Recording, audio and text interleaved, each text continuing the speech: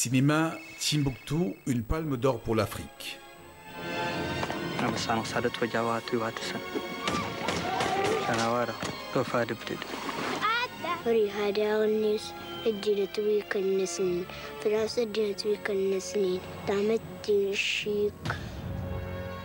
Si Timbuktu est une fiction, l'inspiration du réalisateur Abderrahmane Sissako vient de faits réels.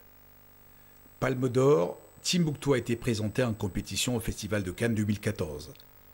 Ce fut le seul long métrage africain en compétition qui reçut la distinction du prix du jury écuménique et du prix François Chalet. Le long métrage a également été présenté au Festival du film de Sydney 2014 ainsi qu'à celui de Toronto.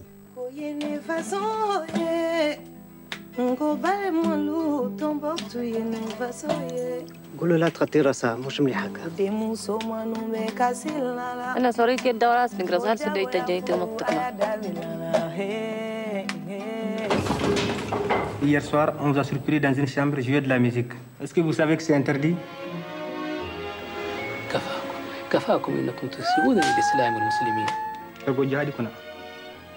Non loin de Tombouctou, tombé sous le joug des extrémistes religieux, Kidane mène une vie simple et paisible dans les dunes, entouré de sa femme Satima, sa fille Toya et de Hissan, son petit berger âgé de 12 ans.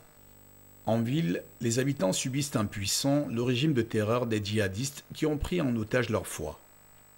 Fini la musique et les rires, les cigarettes et même le football. Les femmes sont devenues des ombres qui tentent de résister avec dignité. Des tribunaux improvisés rendent chaque jour leurs sentences absurdes et tragiques. Kidane et les siens semblent un temps épargnés par le chaos de Tombouctou. Mais leur destin bascule le jour où Kidane tue accidentellement Amadou, le pêcheur qui s'en est pris à GPS, sa vache préférée. Il doit alors faire face aux nouvelles lois de ses occupants venus d'ailleurs. Couvre-moi ça. Qu'est-ce que tu fais là? Rien. Amenez-la.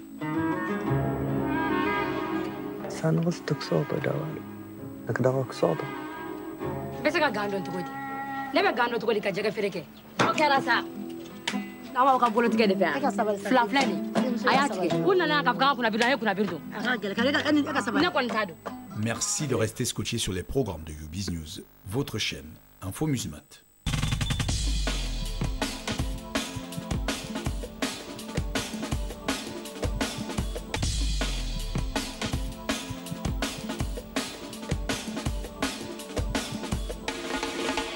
Légion d'honneur, Marie-Josée Pérec et Pape Diouf décorés.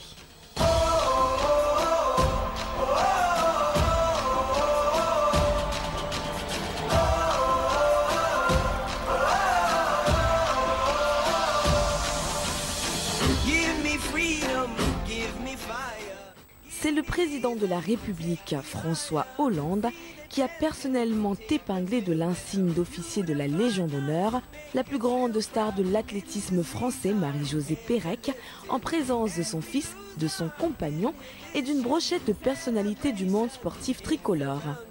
La Guadeloupéenne demeure à ce jour la seule Française à être triple championne olympique de l'histoire. En 1992 aux Jeux de Barcelone sur 400 mètres et à 2 reprises aux Jeux d'Atlanta en 1996 sur 400 et 200 mètres. C'est la deuxième femme au monde à avoir réalisé ce doublé historique sur une Olympiade.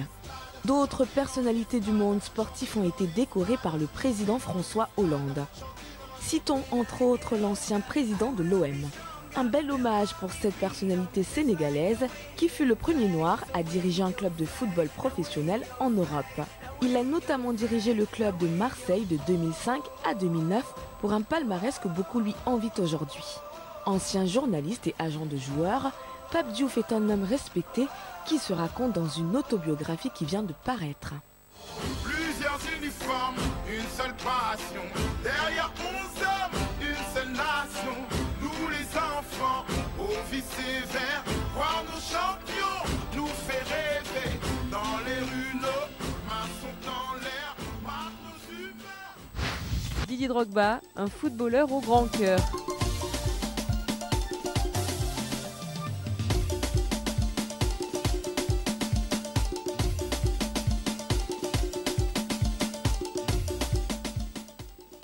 L'international ivoirien veut investir 2,5 milliards de francs CFA dans la santé des mères et des enfants ivoiriens. Information relayée par le secrétaire exécutif de la fondation Didier Drogba au cours d'un déjeuner de presse à Abidjan.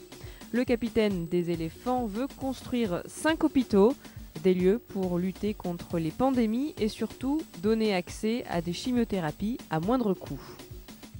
La fondation a déjà récolté 2 milliards de francs CFA lors de galas organisés à Londres. UBiz News reviendra très prochainement sur cette action solidaire portée par l'un des plus grands footballeurs africains de tous les temps.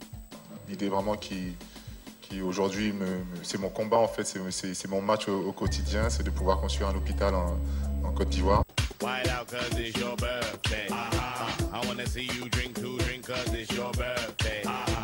My girl don't want no face cause it's your birthday.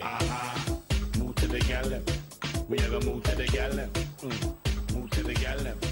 We are gonna move to the gallon. And move to the champagne. We are gonna move to the gallon.